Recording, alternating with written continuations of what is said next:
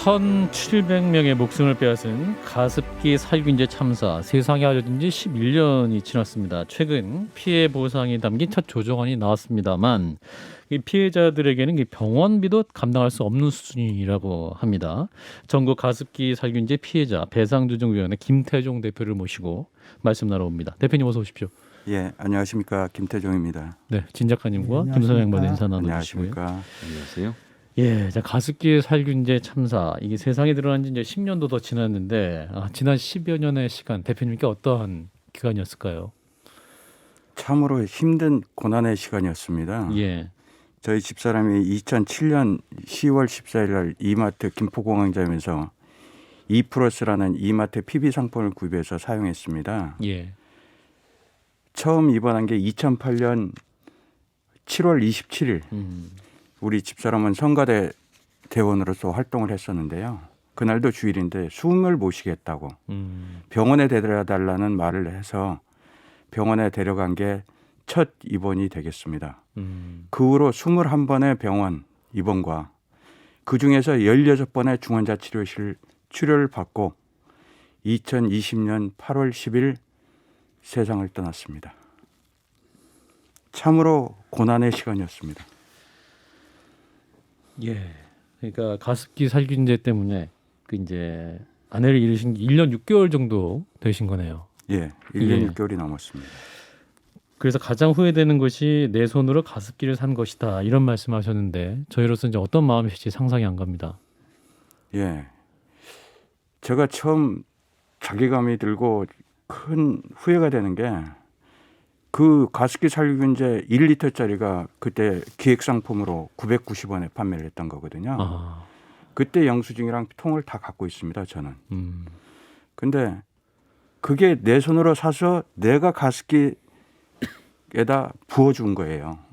그러니까 내가 살인자가 됐더라고요. 결과적으로 봤을 때. 그래서 내가 어딘가 인터뷰할 때도 내 손을 찍어버리고 싶다.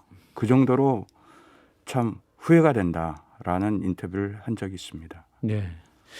자, 그런 아픔과 또 사연이 있으셔서 이제 그 가습기 살균제 피해자 그 배상조정위원회 대표로 지금 활동하고 계시는 건데 최근 이제 그 피해 구제를 위한 조정위원회에서 첫 조정안을 내놨습니다.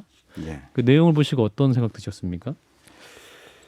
이 조정안 엉터리입니다. 한마디로 말해서. 엉터리다. 가습기 살균제가 판매된 지 29년째고요. 예, 지금 질본에서 가습기 살균제가 유해하다고 발표한 게 2011년 8월 31일입니다. 예, 그 후로 10년 6개월이 지나서 지금 조정안이 나온 건데요. 우리 피해자들은 이거 분노하고 있습니다. 우선 생존자들 경우에는 예, 중증 환자가 그 앞으로 83세까지의 병원비가 1,500에서 7,500까지 책정이 돼 있어요. 예, 남녀 평균 수명을 따져서 한 겁니다. 최고는 70년 기준으로 했다 합니다. 기본이 500이고 1년에 중증 환자가 100만 원입니다. 병원비. 해서 7,500이 책정이 된 거고요. 그래서 이 병원비는 턱도 없는 병원비고요. 예, 저희 집사람을 경험한 한 예로 들어보면 병원 한번 들어갔다 오면 최하 적게는 100몇십만 원이 나옵니다. 근데 이 병원비로 어떻게 83세까지 이 병원비로 감당이 되겠습니까? 더군다나 고령일 경우에는 연령별로 지금 나이를 쪼개놨거든요. 예, 19세 이하, 29세 이하 이렇게 해서 70대 이상까지 7단계가 있습니다. 나이가 많으면 많을수록 적은 금액이 갑니다. 어릴수록 최고 금액이 가겠죠. 생각들 해보십시오.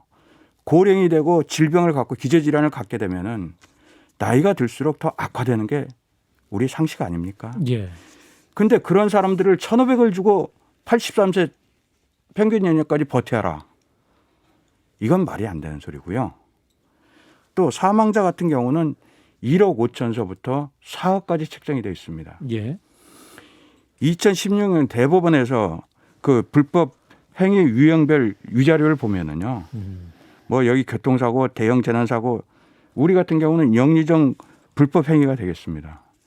기본이 3억이고 중과해서 6억까지 더 줄 수 있게 이렇게 안을 만들었어요. 대법원에서. 예, 그럼 총 9억입니다. 근데 1억 5천이 뭡니까? 사망자에 대해서. 예. 사망자 같은 경우는 여기 보시면 6단계로 나눠져 있는데요. 이 6단계를 전부 다 경험하고 초고도까지 경험하고 사망에 이르는 경우예요. 그런데 어떻게 여기 보면 경증보다 못한 위자료가 책정됐다는 게 도저히 이해가 되지 않습니다. 예. 자, 선생님 일단은 그 중증 환자의 경우에 1,500만 원부터 7,500만 원 말씀하셨는데 이게 그러면 병원비를 평생 통틀어 받을 수 있는 거 말씀하시는 거 몇 년치? 그렇습니다. 아, 평생 통틀어서? 평생 83세 기준 우리나라 평균 수명 남자 80세, 여자 86세 되지 않습니까? 아니, 그런 거는 사실은 언제 병원에 갈지 모르고 병원비가 언제 얼마나 나올지 모르기 때문에 그 이후로 소요되는 병원비는 모두 다 부담한다. 이렇게 해야 되는 게 맞는 거 아닌가요? 그게 맞는 소리입니다. 근데 유연하게 발생할 때마다 뭐 예. 한다 뭐 이런 그게 그런 얘기를 아니고 하는 거야? 기업에서 예. 주장하는 것은 요번 한 번에 한꺼번에 모든 사람을 한꺼번에 털겠다는 소리입니다. 그게 제가 예. 기업하고 저 배보상에 관련돼서 만났을 때도 항상 그 소리를 했었거든요. 기업 측에서는. 예. 근데 이 질병이라는 것은 기저질환이라는 것은 나이가 들수록 더 악화되고 병원도 자주 가고 병원비가 많이 드는 건데 예. 이건 말이 안 되는 이게 거죠. 이제 얼마나 황당한 일이냐면 제가 2013년에 국회 환경노동위원회 위원장실에 있으면서 가습기 그때 청문회도 같이 하고 이제 그때 새누리당이 중간에 청문회 못하겠다고 회의 때려 엎고 막 나가고 이랬던 그 중간에 있었던 사람으로서 그 당시에 제가 다 들었던 증언의 내용들인데요. 예. 한 병만 소개를 드리면 아내분한테 투약을 하는데 이제 보험 공제가 끝나서 110만 원씩 추가 부담하는데 한 달에 병원비만 450에서 500만 원을 내고 아내를 케어하고 있는데 그렇게 되면 벌써 1년에 5천 6천만 원씩 들어가고 있었던 거 아닙니까? 이게 무려 2013년의 일이고요. 예. 그 뒤로 상황이 나아지느냐 그렇지 않아요. 그 지금까지 이렇게 말 그대로 가산을 탕진해가면서 여기까지 오고 또 일부는 돌아가시고 일부는 그렇게 하고 계시는데 이게 저희가 또 잘 모르고 있는 게 매년 100만 개씩 800만 개가 팔린 상품입니다. 그런 동안 흡입 독성 시험도 한 번도 안 했고 이건 국가가 일으킨 재앙이고 회사가 같이 일으킨 재앙이에요. 여기에 대해서 이런 식으로 아주 일부의 책임만 지고 어떻게든 넘어가자 이렇게 말하는 건 사실 말이 안 되는 얘기죠. 예. 예, 여기에 관련된 기업들은 우리나라 전부 다 재벌 기업에 관련돼 있습니다. 네. 홈플러스 옛날에 지배를 했던 삼성이고요. 또 SK, LG, 케미칼. 네. 뭐 GS, 또 애경, 이마트, 신세계죠. 우리 들어보면 전부 다 우리 귀에 익숙한 회사들 아닙니까? 전부 다 우리나라 2위만 빼놓고 다 이 안에 포함되어 있습니다. 이 사람들이 자기들이 돈 벌려고 우리가 공짜로 쓴 것도 아니고 엄연히 대가를 지불하고 사서 쓴 건데 네. 지금 와서는 전부 다 발뺌하는 겁니다. 독성 실험도 한 번 안 해. 예? 이렇게 해서 다 팔아놓고 사람들이 자그마치 지금 1월 30일까지 접수 현황을 보면 7,651명에 사망자만 1,742명입니다. 그것도 일부는 지금 본인이 왜 돌아가신지도 모른 채로 그 당시에 돌아가신 분들 많이 그렇습니다. 계신 거잖아요. 그렇죠. 특히 연세 있는 분들은 그냥 연세가 돼서 돌아가셨다 예. 생각하고 넘어간 경우도 많았겠죠. 예, 뭐 수명이 다해서 돌아가셨겠냐 하고 신고 안 한 사람이 굉장히 많을 거라고 봅니다. 신고된 숫자만 사망자가 1,742명인데 이 사망자는 단일 사건으로 6.25 전쟁 후에 이런 사건이 있었습니까? 근데 국회에서도 그렇고 뭐 정부에서도 관심도 덜 가져주고 다행히 이번에 조정위를 어떻게 해서 사적인 조정입니다. 이거 정부에서 주관한 조정위도 아니고. 아, 그런가요? 예.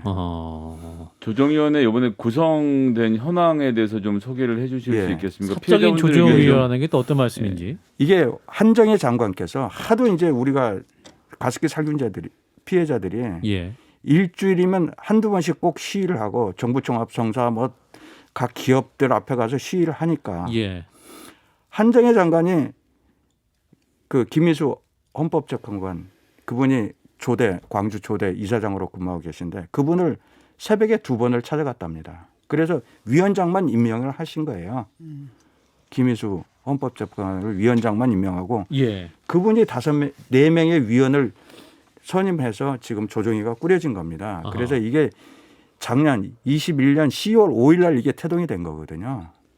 그래서 3+2 한시적인 조직입니다. 3%씩 어떤 그러니까 정부에서 3개월 동안 3개월 동안 피해자의 의기름을 수렴하고 2개월 동안 기업하고 조정위하고 피해자하고 이렇게 조정을 해서 예. 안을 발표한다 해서 2월 3일 날 1차안이 나온 겁니다. 아하. 1차안이 나온 걸 딱 보니까 이게 전체 공지한 것도 아니고 피해 단체 대표들만 모아놓고 설명을 한 거예요. 예. 저도 가서 들은 거죠. 음. 근데 이거 보니까 말이 안 되는 거예요. 근데 이게 조정이라는 게 정부 측에 어떤 공적인 개입이 있지 않고서는 기업들을 갖다 설득한다는 게 이게 되나? 그리고 또 정부도 책임이 있잖아요. 이 사태에 대해서 분명히 관리 책임이 있는데 그 정부 책임은 또 어떻게 되는 겁니까? 따로 소송을 하시는 겁니까? 정부 책임은 요번에 그 특조위 사회적 참사 특조위 우리 가습기 그중에는 거기에는 세월호하고 가습기 살균제 문제가 두 가지 분야로 나눠져 있지 않습니까? 예. 이게 1년 전 2021년인가요? 21년 말경에 아니 20년 말경에 1차 기간이 끝났어요. 2년간. 그래가지고 무슨 이유인지 모르지만 그 우리 저 가습기 살균제 특조위에 진상규명 파트가 싹 빠져버렸어요. 아, 그 사회적 참사 특별조사위원회에서 가습기 진상규명이 관련 싹 빠졌어요. 이유는 환경부에서 가습기 살균제 문제 끝났다. 이랬다고 그럽니다. 그래서 국회에서는 뺐다. 이렇게 얘기하는 거거든요. 그 피해자들에게는 어떤 얘기나 통보도 없이 갑자기 그냥 예, 우리는 조금 감은 잡았죠. 이제 빠질 것 같다라는 이런 얘기를 들어서 예. 뭐 시위도 하고 했습니다만은 어허. 이미 뭐 이렇게 진행이 되는 거예요. 그로부터 지금 가습기 살균제 이 특조위는 뭐 식물 상태거든요. 지금 거의 대통령 1월 이달 올해 6월이면 이 기한이 끝나는데 대통령에게 보고서 내는 거하고 국회 보고서 내는 거. 그 외에는 지금 가습기 살균제에 대해서 논의나 뭐 이런 진상규명이나 이런 피해 구제라든가 이런 거에 대해서 전혀 활동을 안 하고 있는 거거든요. 아니 사실 진상조사위원회는 그냥 진상만 조사하는 거잖아요. 예, 예. 사실 거기서 국가가 배상을 하거나 이런 것은 또 아니잖아, 않습니까? 그렇죠. 근데 국가한테 어떻게 책임을 물어야 될까 이거? 근데 국가에서 이제 그 특조위가 끝날 무렵에 그 특조위원장님께서 얼마 전에 기자회견을 했는데 이게 소멸시효가 끝났답니다. 정부에다가 공소시효가 끝났다고. 네, 공소시효가 끝나가지고 정부에다 어떤 부처에다 책임을 물을 수도 없고 이런 단계가 됐다고 그래요 지금. 그러니 이 피해자들 입장에서 봤을 때 이거 정부도 그때는 허가가 아니라 신고제였다고 그럽니다. 이 가습기 살균제 처음 나왔을 때 94년도에는 예. 그렇다 치더라도 엄연히 국가에서 이 모든 산업 물질을 관리를 해야 되고 조사를 해야 되는 거 아니겠습니까?